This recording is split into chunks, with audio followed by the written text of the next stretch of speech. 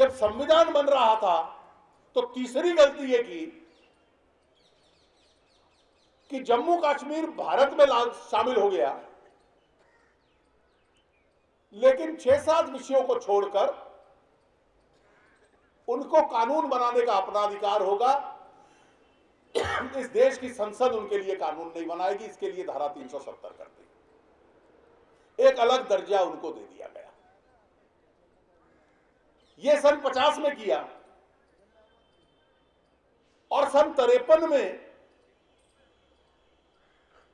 इनको शंका हो गई कि शेख साहब शायद आजादी की घोषणा करने वाले हैं, चौवन लाई से जाकर मिले थे,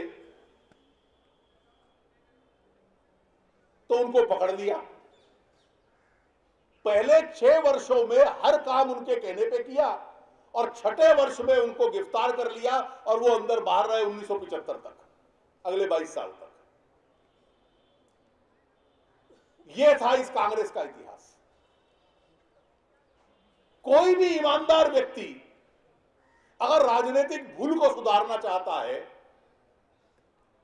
तो 22 साल पीछे मुड़ के देखेगा या 63 साल पीछे मुड़ के देखेगा कि ये जो अलग अस्तित्व दिया था इसके परिणाम क्या हुए। लेकिन इस देश में कश्मीर को लेकर ईमानदारी से आकलन करने का स्वभाव नहीं है। सन 53 से पहले तो वहां जाने के लिए परमिट की आवश्यकता थी। सुप्रीम कोर्ट का अधिकार लागू नहीं होता था, चुनाव आयोग का अधिकार लागू उन पे नहीं होता था। संविधान और झंडा उनका आज भी अलग है। तो भारतीय जनसंघ डॉक्टर श्यामा प्रसाद मुखर्जी ने विरोध किया।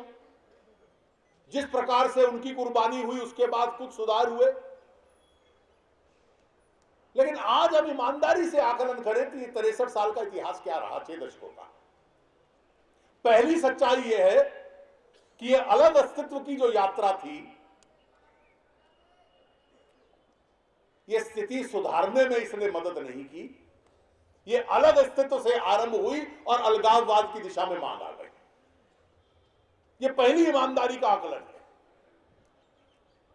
दूसरा, एक उम्मीद बरकरार रही पाकिस्तान में, और पाकिस्तान में जब से बंटवारा हुआ देश का, तब से पाकिस्तान का एक अधूरा एजेंडा इस देश में रहा है कि किसी प्रकार से कश्मीर को हासिल करना है। उसके समर्थन में जो लोग वहां पर अलगाववादी खड़े होते थे, उनमें एक उम्मीद जागृत रही, शायद कभी ना कभी हम अपने अलगाववाद के उद्देश्य को पूरा कर लेंगे।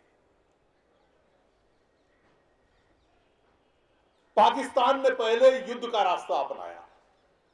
उसको लगा कि युद्ध की ताकत पाकिस्तान की हिंदुस्तान के मुकाबले में नहीं है, उसने युद्ध का रास्ता छोड़ा। 20 साल उसने परोक्ष युद्ध का रास्ता अपनाया। आतंकवाद के माध्यम से कश्मीर भारत से अलग हो जाए। लेकिन दुनिया में 9/11 के बाद एक परिवर्तन आ चुका था, और वह परिवर्तन यह था कि पूरी विश्व ना आतंकवाद को स्वीकार करने को तैयार था, ना आतंक की वजह से कोई फल मिलता है, कोई मुनाफा मिलता है तो उसको भी आप ले नहीं सकते। The world was not prepared to accept prophets of terror. और फिर भारत की ताकत भी बढ़ रही थी कि आतंक को कैसे कुचलना है, उनको वो रास्ता छोड़ना पड़ा। आजकल तीसरा रास्ता है, दुनिया के सामने करो ये शांतिपूर्ण विरोध का है, लेकिन वास्तविकता से हिंसा के माहौल को पैदा करो, ये पाकिस्तान का रास्ता है। और हिंसा के माहौल को पैदा करने के लिए उन्होंने अलगाववादी नेता वहां खड़े किए हुए हैं। उन अलगाववादी नेताओं की रणनीति रहती है कि किसी प्रकार से हिंसा का माहौल बनाया जाए। जब हिंसा होती है तो स्वाभाविक है पुलिस की, फौज की कार्रवाई होगी, जनजीवन उसमें बिगड़ता है, बच्चे स्कूल नहीं जा पाते, कॉलेज नहीं जा पाते, घरों की तलाशी होती है, सड़कों पर तलाशी होती है। यह भी परिस्थिति आई जिसको स्टोन पेल्टिंग कहते थे कि बच्चे स्कूल जाते थे या नौजवान कॉलेज जाता था तो हर एक 5-5, 10-10 पत्थर साथ ले जाते थे पुस्तकों के अलावा। जहां पुलिस की सीआरपीएफ की चौकी देगी, फौज की चौकी देगी, उस पर पत्थर मारो। ये एक आदमी पत्थर नहीं मारता था, 5 आदमी की चौकी के ऊपर 5000 आदमी 5-5 पत्थर लिए पत्थरों की बछावर करते थे। वहां से टीयर गैस चलेगी, गोली भी चल सकती है, किसी को चोट लग सकती है, किसी की जान जा सकती है। उससे फिर आंदोलन को और आगे बढ़ाओ। पाकिस्तान और अलगाववादी चाहता रहा कि कश्मीर के अंदर हिंसा बढ़ती रहे, और इसको निपटने का क्या तरीका है, सरकार को रास्ता नहीं नजर आ रहा था। अगर शांतिपूर्ण तरीके से कश्मीर चलता तो शायद जिनके जो अलगाववादी नेता हैं वो हर शुक्रवार को खड़े होकर अपना भाषण दे सकते थे नमाज के समय, लेकिन इससे ज्यादा उनका समाज में योगदान नहीं था। तो जिन मासूमों की जान जाती रही उसकी जिम्मेवारी आतंकवादी और अलगाववादी थे, पाकिस्तान था। लेकिन वहां माहौल ऐसा बना दो हिंदुस्तान के खिलाफ।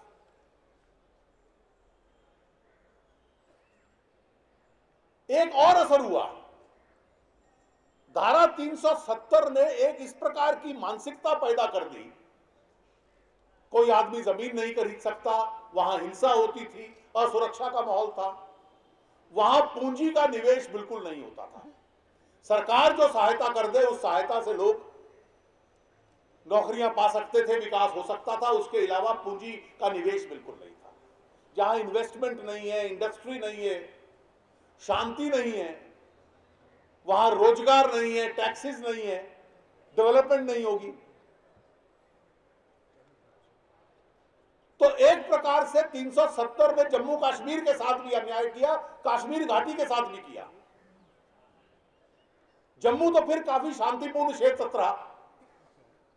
अटल जी की सरकार ने इंडस्ट्रियल पैकेज दे दिया कि जो जाकर जम्मू कश्मीर में निवेश करेगा उसको कोई टैक्स नहीं देना पड़ेगा। इस प्रकार का पैकेज दे दिया। जम्मू क्षेत्र को थोड़ा सा लाभ हुआ, मनमोहन सिंह जी ने आते ही उसको समाप्त कर दिया, लेकिन फिर भी कश्मीर घाटी में लोग निवेश करने को तैयार नहीं थे। तो 370 का नुकसान कश्मीर घाटी में रहने वाले लोगों को भी हुआ। जब वो कहते हैं कि मेरा रोजगार कहां है, मेरा विकास कहां है, तो उसके लिए जो राजनीतिक और आर्थिक और सामाजिक स्थिति चाहिए आपके यहां कहां है। 370 को कोसो और अलगाववादियों को कोसो पहले, यह भी सोचने की आवश्यकता थी। लेकिन सरकार में इतनी ईमानदारी नहीं थी, कांग्रेस में इतनी ईमानदारी नहीं थी कि ईमानदारी से इसका विश्लेषण कर पाए। और इसके पीछे एक सोच थी। सोच यह थी कि भारत और भारत के हर राज्य का जो रिश्ता है वो अटूट है। जब अलग दर्जा दिया तो पंडित जी ये जानते थे कि कश्मीर और हिंदुस्तान के रिश्ते को मैंने कमजोर रखा, इसको और कमजोर करो, ये कहने वाली ताकतें पैदा हो गई। नेशनल कॉन्फ्रेंस आज कहती है कि सन 53 से पहले की स्थिति ले आओ, स्वायत्तता दे दो, ऑटोनॉमी दे दो। उसका अर्थ यह है कि सुप्रीम कोर्ट का अधिकार लागू नहीं होगा, चुनाव आयोग का नहीं होगा, वहां राज्यपाल नहीं होगा, सदर रियासत होगा, मुख्यमंत्री नहीं होगा, वजीर आजम होगा। अलगाव की सोच और बढ़े। पीडीपी कहती है सेल्फ रूल दे दो, और उसके साथ साथ इसको डीमिलिटराइज कर दो, सेना को यहां से हटा दो, सेना को हटा दो ताकि आतंकवादी और अलगाववादी जो कुछ करना चाहे उनको खुली छूट मिल जाए।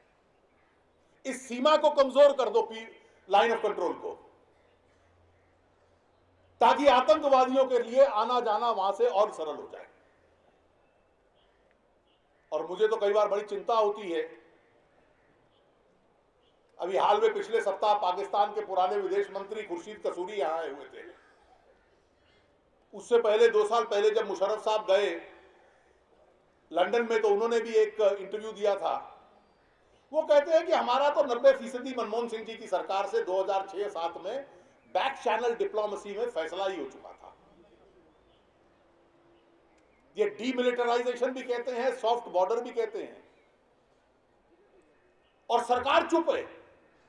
और तीसरा कहते हैं हमारा यह फैसला हो चुका था कि भारत में जो कश्मीर है और पाकिस्तान में जो नाजायज कश्मीर हथियाया हुआ है इन दोनों को एक करके ज्वाइंट एडमिनिस्ट्रेशन और कंट्रोल कर दो, इनका संयुक्त प्रशासन कर दो।